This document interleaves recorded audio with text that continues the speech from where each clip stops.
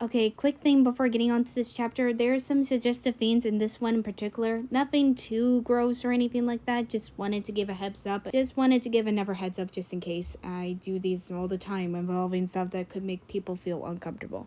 Anyways, with that out of the way, let's get to it. A little while has passed since Karma joined an E-class, and he was fitting right in. I don't even remember what it was like without him. Once I arrived at school, I noticed a pretty blonde woman at the front of the room hanging off Kora-sensei. Karma gives me a nod of greeting as I make my way to my desk and sit down as I was in the desk next to him. I give him a small smile in return before focusing my attention to the front of the class, where our teachers and the blonde woman stand. Okay, look alive, people. Meet our newest addition to the E-class faculty, Krasma says with his usual serious face. My name is Miss Irina Yelovich. Nice to meet you all, the blonde woman says, introducing herself. A few of the boys then started commenting on her gorgeous appearance and large chest, whereas the girls were whispering about how it was weird that she was throwing herself all over Kora-sensei, who was dressed in what was supposed to be a costume to make him look human. It's not a very good costume. We decided to bring on Miss Yelovich in the interest of beefing up the English curriculum. No hard feelings, I hope. She's very qualified. Krasma explains, the last part directed towards Kora-sensei. No harm in that, is there? Kora-sensei answered cheerfully, seemingly not caring. What do you think of her? Karma leans over and whispers to me. It's a bit odd. She seems harmless, but I feel like something's a bit off. Like we're missing something. She sounds too fake, and there's no reason for a normal person to show up which would risk Kora-sensei being found out. I speculated as Karma hums in agreement. I noticed that Nakazawa pulled out his notebook, probably to write in another weakness, and as Kora-sensei turns pink and starts blushing. My classmates look a bit disturbed, but I'm more focusing on observing Miss Yelovich. The more I look at you, the more I feel myself drawn in. Those tiny expository eyes, your gelatinous joints, I'm simply captivated by the whole package. Irina swoons, her face flushed. She was going a bit over the top there, in my opinion, but I suppose some people are just like that. However, I can't shake the feeling that she isn't just the new English teacher. Logically, it makes no sense. Oh my, Kora-sensei starts, sounding a bit flustered as the woman throws herself on him. Later, we were outside playing a game with Kora-sensei. We were passing a soccer ball around, and with every pass, we were to attempt to kill Kora-sensei, me using a gun when Miss Yelovich suddenly prances down the stairs into the field, stopping our game. I hope I'm not interrupting anything, darling. Mr. Krasma told me you could go Mach 20, she says as she throws her arms around Kora-sensei for the millionth time since class had started, and I just had to see with my own eyes. Well, he might have exaggerated a tad, Kora-sensei says bashfully while adjusting his hat. I hate to ask this, but I would be ever so grateful if you were to fetch some Vietnamese coffee. I thought you could grab it while I run the students for their English lesson, Miss Yelovich begs. But of course, monsieur. It just so happens I know of a cafe in Vietnam, Kora-sensei says, as he continues to blush before taking off into the sky. As soon as he's out of sight, the bell starts to ring. It's about that time, Miss Irina. I mean, that's the bell. Shouldn't we head back? Izukai asks hesitantly. Sure, whatever. Knock yourselves out. Teacher needs peace and quiet, though, so make it a study hall, she says, her voice no longer possessing the lovesick tone from earlier, as she pulls out and lights a cigarette. Everyone's eyes widen slightly, save Karma. So this is how she really is.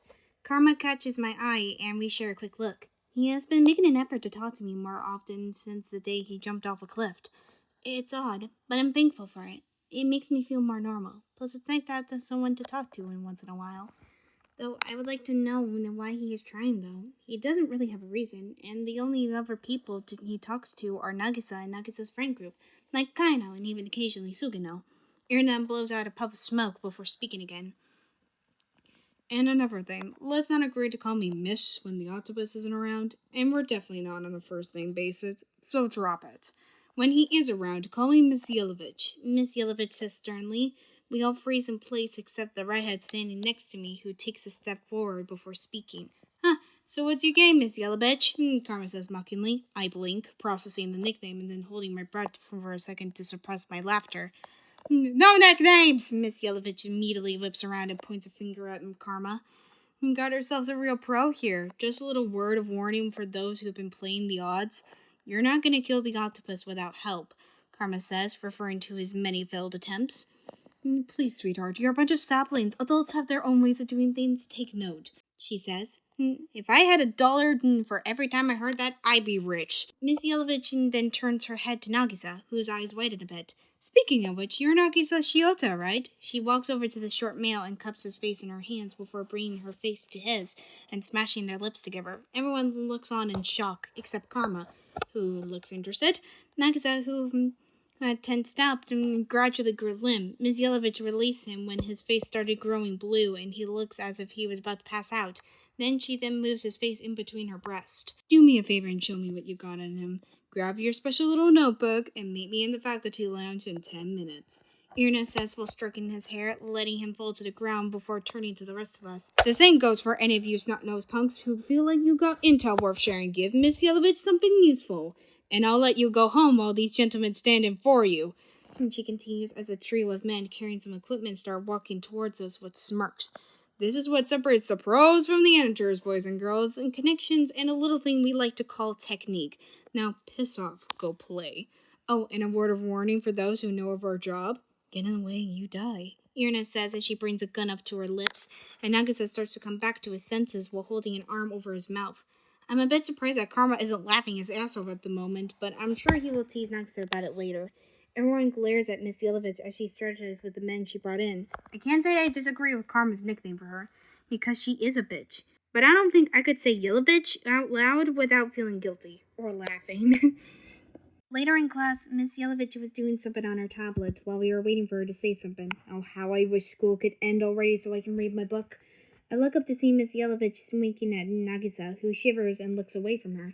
Miss Yelovich, ma'am? Are you gonna teach us or what? Mayura finally asked after a while of silence. Yeah, come on, Miss Yelovich, Nakamura added. I don't really think she cared all that much. She probably just wanted to say Yelovich. Yeah, you are a teacher, aren't you, Miss Yelovich? Sugiga presses, causing Irina to let out an angered scream. Stop it with the bitching! The name is Yelovich, understand? Yellow bitch is what I be if you don't get the difference between your fake prepositions and skulls. Let's review. My name is Yelovich, she started screaming. She then spent the rest of the lesson in an attempt to get us to properly pronounce the V sound and order us to practice it as quietly as possible while she ignores us. Not only is this boring, it's also pointless. Later, we heard an outside crash, which I assumed was Kota-sensei returning from Vietnam. After that, we head outside for target practice, which I'm pretty good at. I hit the bullseye every time, even when I just nicked the outer rim. I feel some of my classmates' eyes boring into my back, so I finished my turn as quickly as possible while still remaining consistent with my shots. We were then interrupted by Mimura noticing that Kota-sensei and Miss Yelovich was heading for the shed. Kataoka then said something to Karasuma about how Yelovich was hard to get along with, which he then apologized to us for having to deal with her. We then heard the shed door close behind them. We all moved closer to the shed and heard a bunch of gunshots. Then we heard Miss Yelovich scream and a bunch of slivering noises, which makes my face scrunch up in disgust. What was that? Okano asked. I heard a gunfire, a scream, and now a slivering noise, Okajima says, sounding excited as we all heard a moaning sound. Most likely from Yelovich, mixed with the odd slivering sound. I really want to know what he's doing to her in there, Okajima says while blushing. Let's go, Mayura suggests before running towards the shed and a few of us follow. Once we reach the front of the shed, a pink Koro-sensei steps out. Koro-sensei, Nagisa exclaims. Did you touch her breast? Okajima asks excitedly. Koro-sensei then sighs wistfully. If only I had time to be really thorough, he says before turning back to Yellow. But class isn't going to teach itself, is it, children? What exactly went on in there? Nagisa asks nervously as Irina stumbles out of the shed while groaning and now in an old gym outfit. Miss Yelovich has been stuffed into a tastefully retro gym outfit, Yada exclaims. It would take longer to describe the things that he did to this body than it took for him to do them. My back and shoulders have never felt looser. He somehow worked in a sympathetic oil massage. A change of clothes just because. And he still had time to do this thing with his tentacles. She groaned before face planting onto the ground. What thing with his tentacles? You know what? I don't think I really want to know. Koro-sensei, what is she talking about? Nagisa says as he turns around to address our teacher and asking the question that was coursing for all our minds. Adults sometimes need special care, Koro-sensei says, choosing his words carefully and not making eye contact. Come now, back to the classroom now, boys and girls. Koro-sensei then leads us back to the classroom, leaving Irina laying on the ground.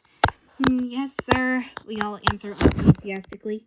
Once we get back in class for our English study hall, Miss Yellowbitch starts to angrily tap on her tablet screen, diverting everyone's attention away from what we were actually supposed to be doing. We were all a bit on edge, except Karma, who looks as relaxed as he always does with his hands propped up behind his head. Come on!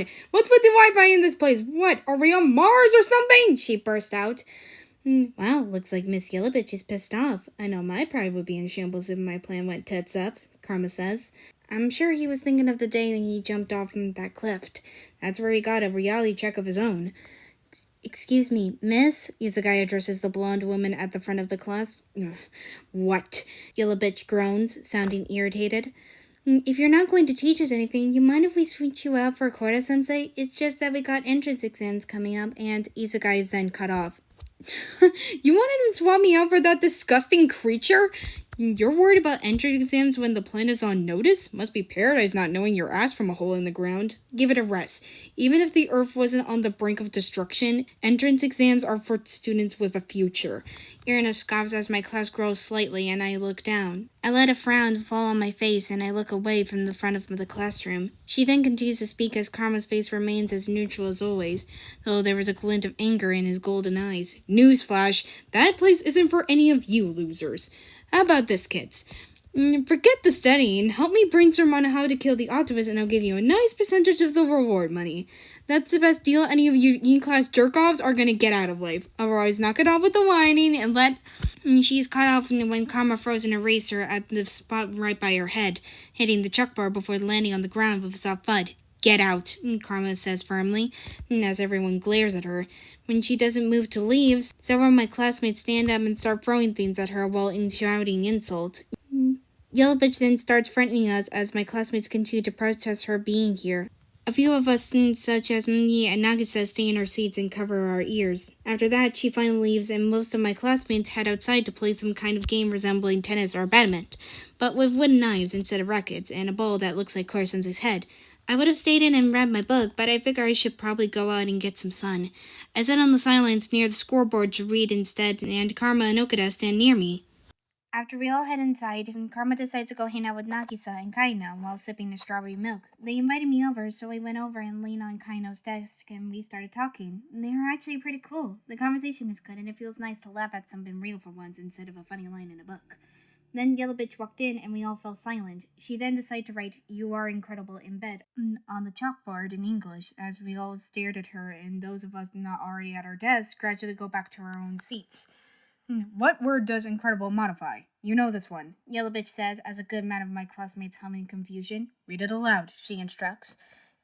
You are incredible in bed, we all recite hesitantly. He then tells us a story and then said that incredible modifies you. A lot of my classmates seem pretty uncomfortable, but I'm just happy she's actually teaching us. She then started talking about grammar and communication. This is actually quite interesting to learn about. Oh, and I'm sorry for being such a bitch, she adds as we all looked at her in surprise before bursting out into laughter. Wow, talk about a 180. First you want to kill us and now you're acting like a wuss. Karma snickers. I gotta say, you make a more of a convincing teacher with this attitude, Maihara adds. Guess this means we shouldn't call you Miss Yellowbitch anymore, Okano speculates with a closed-eyed smile. You give me another chance? You're not upset with me? Irina asks in disbelief, her eyes watery and a hand over her mouth in shock. To be totally fair, we didn't exactly get off on the right foot with that nickname, Kataoka says. Maybe not, but we got to call her something. Kurashi pipes up. How about Miss Yellowbitch? Okaji suggests. Or we could just agree to move away from the whole bitch thing altogether. I'm not opposed I going by Irina if you guys don't mind calling a teacher by her first name. Miss Yellowbitch suggests nervously. Yeah, sorry, I wouldn't count on the bitch thing going away anytime soon, Myra adds. It's not that Irina isn't a pretty name, it's just not as fun to say as Hellavitch, Okano adds. Professor Bitch sounds classy, how about we do that? Kurashi suggests. I vote for that one, Professor Bitch all the way! Okajima cheers as a look of fury grows onto Professor Bitch's face. She's definitely not getting out of this one. I smile to myself at my classmates' antics as Professor Bitch starts screaming about how horrible we are and threatening us again.